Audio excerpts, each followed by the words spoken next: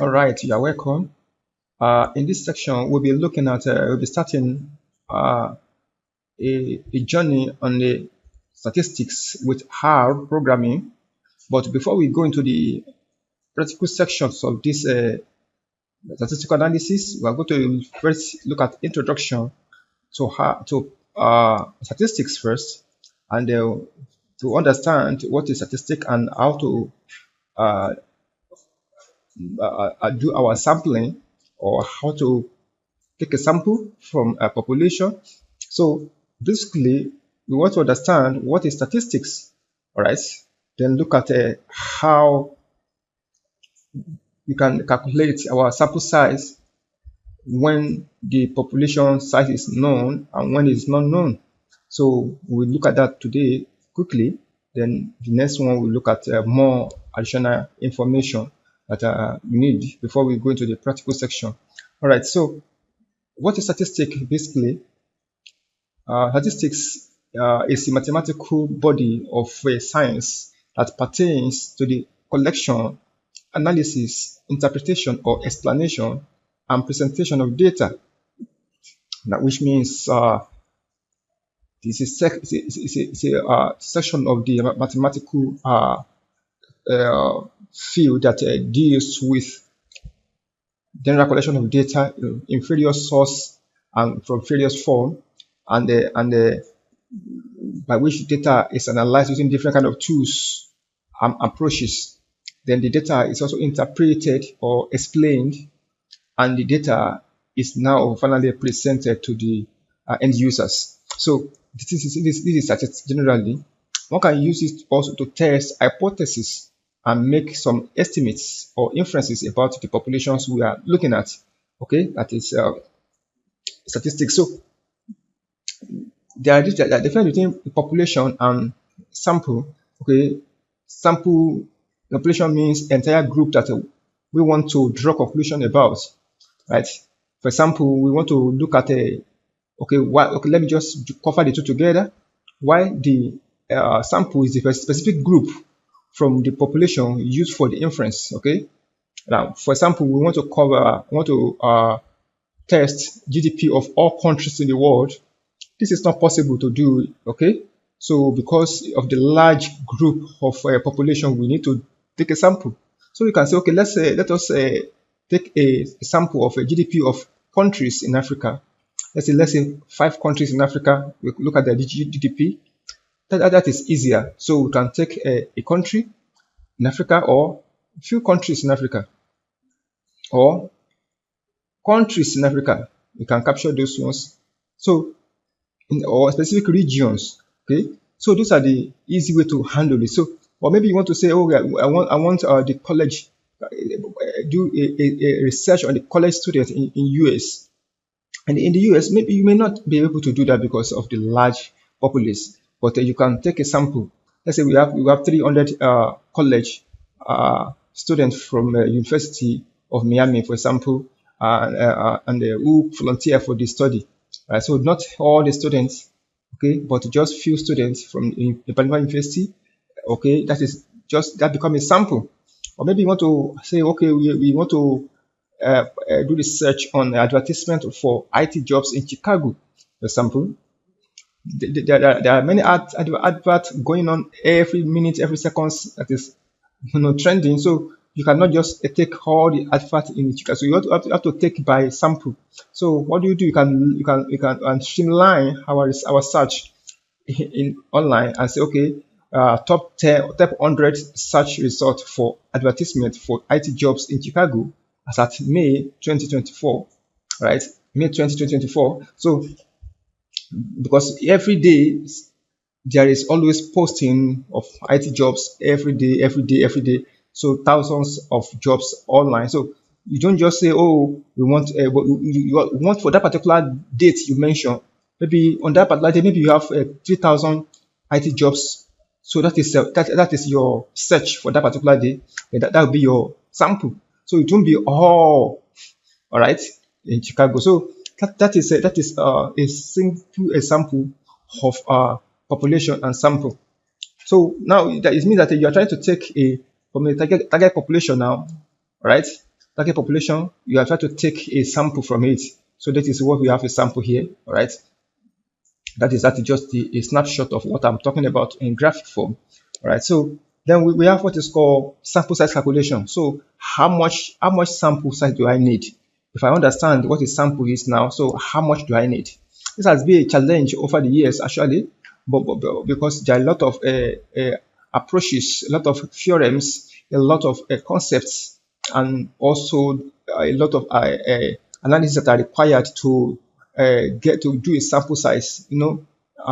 Conceptually and theoretically, it's a very broad subject area, but we have been helped to focus on a particular area, not to go into different segments of the subject area, so that they will not waste much time. But in this case, we just use what is called a sample size calculation, or calculator rather, to calculate our sample size. So, but we need some 4 parameters actually. The first thing we need is population size, the size of subjects or people that are the main target of the experiment. Okay, what is the size? So this can be known, this can be unknown. So when it is known, we have a calculation for that. When it's unknown, we have calculation for it as well. So we have what they call margin of error, right? Margin of error means how much error are we willing to allow in our experiment on the sample. The threshold is actually 0.05, but it depends on your on your experiment. All right, maybe you can say, you want only 0.01 if it's very stringent. You want maybe you can say 0.04. Okay, it's plus or minus 0.5% is, or you can say 0.05 using the normal threshold, general threshold. So degree of variability is another thing that you must understand. How much variance do you expect in your response? Assume value is equal to P equal to 0.5 for unadministered survey that are not yet been administered first. So we are looking at 50%. Okay, that's a 0.5 variability. So that is half. So we are looking at now. So this variability is very important. So that is one of the measures that or components we need to understand for us to go into the calculation of a sample. Then confidence level, it is a measure of the likelihood that the hypothesis or prediction is accurate. We have basically 90%, 95%. We have 99%. We have 98%. So, but you can just say, let's just limit to these 3, and you just choose one that you prefer. Though 95% is common, okay. So you can just use 90 if you depend, or 99 depend on your experiment. All right. So let's say we want to calculate the sample size now, for example, for an unknown population that you don't know before. You don't know the size of the population. All right. Suppose we wish to evaluate a statewide extension program in which farmers were encouraged to adopt a new practice. Assume there is a large population, but we don't know the variability in the proportion that we adopt the practice. So we choose a maximum variability by assumption. So we assume our P is 0.5 by default. So 0.5 is always the default one. Okay, if the population is unknown, your P is 0.5. Take note of that. So that is a default. All right. And furthermore, suppose we desire to have a 95% confidence interval, which is common, normal to, of course, if you do that, in that case, your precision level should be 0.05. All right. That means your probability value should be 0.05 if you choose a 95% confidence level. All right. All right. So that is a 100% minus a 95%. That's what it means. So we have a 5% left. So that is 0.05. So that is now you have to those parameters need to be supplied with calculations. So in that case, we use what is called Cochrane's formula. All right. So in Cochrane's formula, you see you are using the formula that says sample n equals to z squared pq all over e squared. So what does that mean? That your e is equal to margin of error 0.05 we are talking about just now. we're able to allow in our experiment. And P, say degree of fidelity, we just talk about, which estimated proportion is 0.5, is a half. All right. Our Q is just 1 minus P, 1 minus this P, which is also 0.5 now, because we are using 0.5. All right. So our Z is 1.6. 1.6. This 1.6 is actually taken from a normal table. All right. So the normal distribution table, rather. Now, for example, if you are using, because we are using critical value of a 95% confidence level, okay, per the normal tables. For example, if to get, you have to first calculate, to get this Z, you have to first calculate your A first. Let's say our A, let's say we are choosing 95% confidence level. That means we have what they call 0.95 plus 1 all over 2. Okay, that is our formula, 0.95 divided by plus 1 divided by 2. So will be our formula. So whatever we get, so we now go to the table online. There are tables online that you can actually normal table online. So just check for what you get. If you are using 90%, it will be 0.9 plus 1 over 2. If you are using 99%, it equals 0.99 plus 1 over 2. So whatever you get, you now trace it out in the table. So give you, so if you trace out that table, we have 1.96. All right. Other values for different other confidence level you choose. So our value of Z now will be 1.96. All right, per the tables. Okay. So that could be checked online. The tables are online. All right.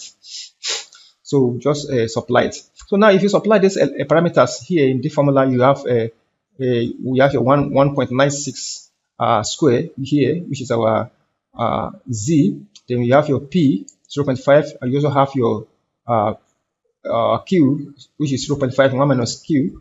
Then we also have your here we have divided by your E square, which is the margin of error 0.05 squared. Then we have total of 385. This is our sample, 385. But as a professional, you need to just get 385 as a sample size. Okay, you have to give room for some kind of challenges that may occur during the process, maybe outliers and missing values and the rest of them. Maybe you can just round it off to maybe 400 so that you can have some data, to work with later. When you filter your data, you may end up having enough data to work with.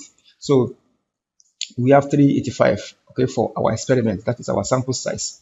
All right. This means that a random sample of 385 farmers in our target population should be enough to give us the confidence level we need. All right, for this experiment. That's what it means. All right. So if you go further, you can understand that you can also calculate for known population. That is from that one for the unknown population. Now we don't know the population, but now what if you know the population? Suppose our evaluation of farmers' adoption of the new practice only affected 2,000 farmers. All right, we know the number of farmers, so the sample size that will be necessary is calculated using another method. So we use the main formula, right, which is sample n equals to n all over 1 plus ne square.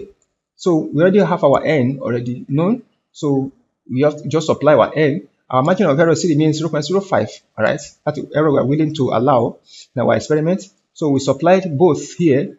All right, we get 333.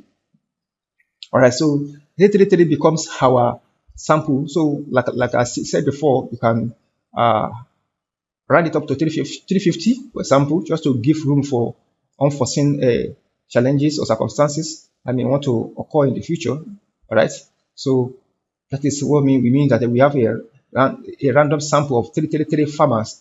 Okay, 333 farmers in our target population. All right, that's what it means that needed for this particular experiment. So that is all that you have for now. So you can try later maybe and just check out what size sample must be drawn from a population of size n equals to 800 in order to estimate the proportion with a given blood group to within 0.4, that is an absolute error of 4% with a probability of 0.95.